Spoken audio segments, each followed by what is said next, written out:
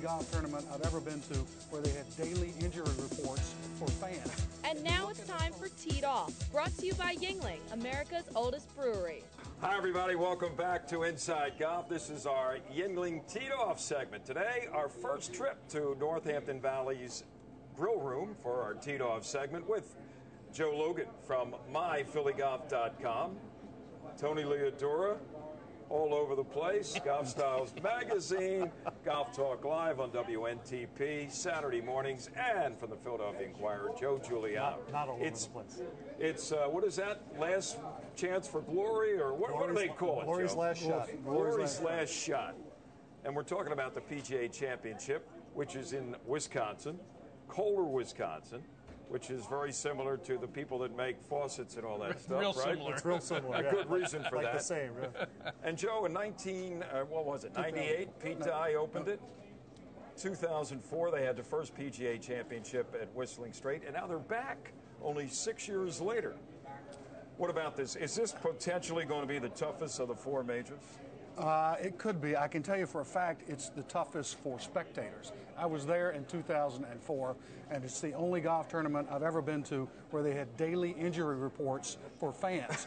If you look at it on pictures, the photos on the internet, once you get off the fairways, it's all hills, and people were falling down, breaking ankles, breaking wrists. They were being helicoptered out of there, and every day in the media center there was an actual, injury report from the fans. So enter at your own risk. For the galleries. Yes. Wow, how about that? Yeah. What about now? They won't have the high winds and the cool temperatures at St. Andrews for the Open Championship. Well, they could have really high winds. It's built on a bluff above Lake Michigan, and after they opened it, I was up in Wisconsin with golf course architect Ron Garl. We were going to look at another place, and we stopped there to just take a drive around and look at it. And Ron Garl looked at this piece of property and he said, if I built this place, they'd kill me. But Pete Dye builds it, and they'd say it's absolutely great because it's really a brutal place. If you catch a high wind day, it can be really tough. And as Joe said, for spectators, for players walking around. But some of the players had a good warm-up for it. The ones who played in the PGA Club Championship in order to get there, and three of our local guys, Rich Steinmetz, Stu Ingram, and Mark Sheftick. Thank you, Joe, for getting me through that. All qualified by playing at Pete Dye's new course at French Lick, which is even harder than Whistling Straits and harder to walk around. Arguably, you said maybe the toughest golf course in the country. The toughest. Toughest. Joe, I know you weren't there personally for the injury reports back in 2004, but what do you remember about 2004 that sticks in your head? Well, it just seemed like it was, kind of an up and down day for everybody. The three guys that were in the playoffs, we were talking about this before we started, really blew up on Sunday and just barely hung in there to get into a playoff. Vijay Singh, Chris DeMarco, and Justin Leonard. The playoff eventually won by Vijay Singh, but it's the kind of thing where anything can happen. If you're off the fairway just a little bit, they're going to make the rough really tough. The off the fairways is we're talking about with the people who can't walk because it's all just crazy up and down, and holes and divots and just depressions and hollows and everything else. It's going to make it very tough, and the scoring will be very tough unless you can keep it in the fairway. I know they have a almost 600-yard par 5, but the last two holes, about 225 par 3, which is over everything, and then par 5 to finish up. The 18th has a big, gully or whatever you want to call it. Gorge, there you go. Pick me a winner, gentlemen, in the final 30 seconds here. Joe, since you have vast knowledge of Whistling Straits. Oh, yeah, vast knowledge. What about... a guy who plays like me would have no chance, so that eliminates that bunch.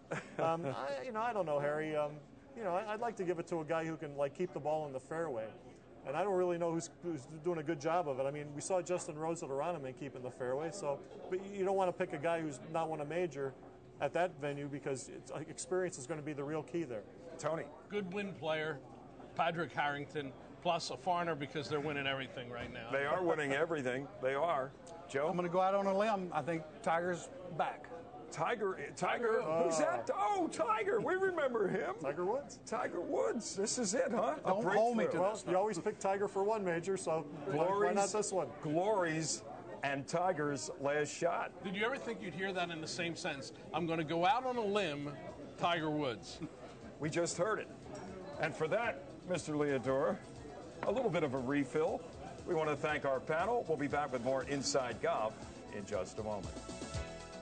Teed Off was taped on location at Northampton Valley Country Club. Located in Bucks County, this is the perfect setting to enjoy a peaceful day of golf with friends and family, to entertain business associates, or have a golf outing. Northampton Valley also features 2 separate ballrooms that are the ideal setting for special events of all kinds.